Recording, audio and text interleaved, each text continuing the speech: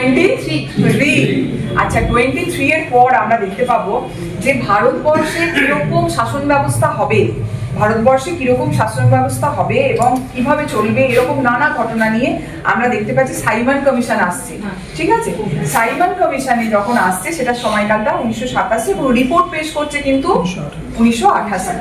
এই সময় আমরা দেখবো আমাদের ভারতবর্ষেও আরেকজন অন্তর্বর্তীকালীন মানে বিভিন্ন কিভাবে চলবে মানে বিভিন্ন মেমোরেন্ডাম ড্রাফট করছেন বিভিন্ন কনফারেন্সে, সেটা কে না কার চেয়ারম্যানশিপে হচ্ছে মতিলাল নেহেরু, যেটাকে তিনি একটা রিপোর্ট পেশ করছেন ব্রিটিশ ইন্ডিয়াতে, যেটা বলছেন যে কি না নিউ ডমিনিয়ন স্ট্যাটাসের জন্য কি কি করা উচিত, হ্যাঁ আর কি কি উচিত না, এটা নিয়ে তিনি যখন করছেন সেটা হচ্ছে নেহেরু রিপোর্ট। তাহলে নেহেরু রিপোর্টের টাইমটা কোন সময় 1928, সাইমন কমিশন 1927 এ আসছে, রিপোর্ট দিচ্ছে 28 একদম। এই সময়ে আমরা তো দেখেছি যে 1885 এ ইন্ডিয়ান ন্যাশনাল কংগ্রেস ফর্ম হচ্ছে, তারপরে তাদের যে সমস্ত সেশনগুলো হচ্ছে সেশনগুলো একের পর এক বিভিন্ন জায়গায় হচ্ছে তো এইরকম একটা সেশন আমরা দেখতে পাবো কবে হচ্ছে 1929। সেটা খুব ইম্পর্টেন্ট এই সেশনটা, কেন না আমরা দেখবো যে এই সেশনে হচ্ছে জওহরলাল নেহরুর প্রেসিডেন্টশিপে একটা 1929-এ একটা হচ্ছে তোমার লাহোর সেশন বলা হচ্ছে। ঠিক আছে, এখানে ডিমান্ডটা কি ছিল, আগে যেরকম অন্য ডিমান্ড হচ্ছিল এখানে বলছে আগে স্বরাজ আর এখন বলছে পূর্ণ স্বরাজ।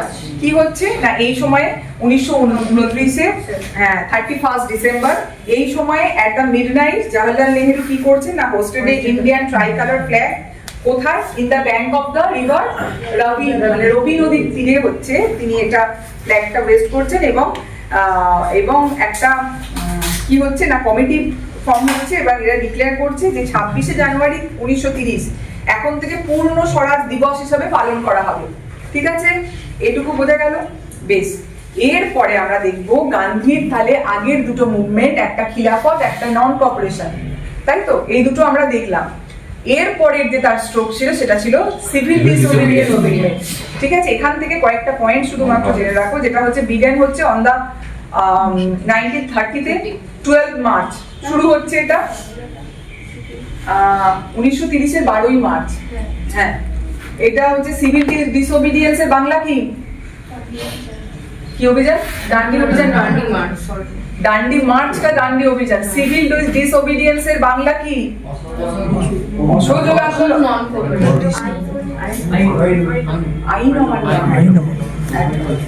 আইন অমান্য আন্দোলন শুরু হচ্ছে 1930-এ, যেখানে কি হচ্ছে সিভিল ডিসওবিডিয়েন্স মুভমেন্ট যেটাকে আমরা বলছি, যেটা হচ্ছে যে 1930-এর 12 মার্চ শুরু হচ্ছে এবং with the Dandi march where the Gandhi and his followers marched 240 miles 240 mile হেঁটে যাওয়ার পর সবরমতী ফ্রম দ্য সবরমতী আশ্রম, ওই যে প্রতিষ্ঠা করলো সবরমতী আশ্রম কত সাল? 1916।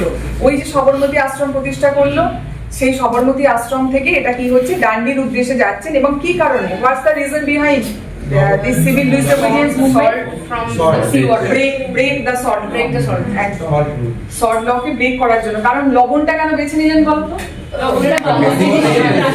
কমন জিনিস, যেটা হচ্ছে যে একদম দিন দরিদ্র মানুষেরও দরকার হয় আর খুব আপার ক্লাসেরও দরকার হয়, তাই জন্য এমন একটা জিনিস নিয়ে যদি আন্দোলন করা যায় যেটা সকলের মধ্যে খুব ভালো একটা রিচ পাবেন, এই কারণেই হচ্ছে তিনি এই লবণটাকে বেছে নিয়েছিলেন।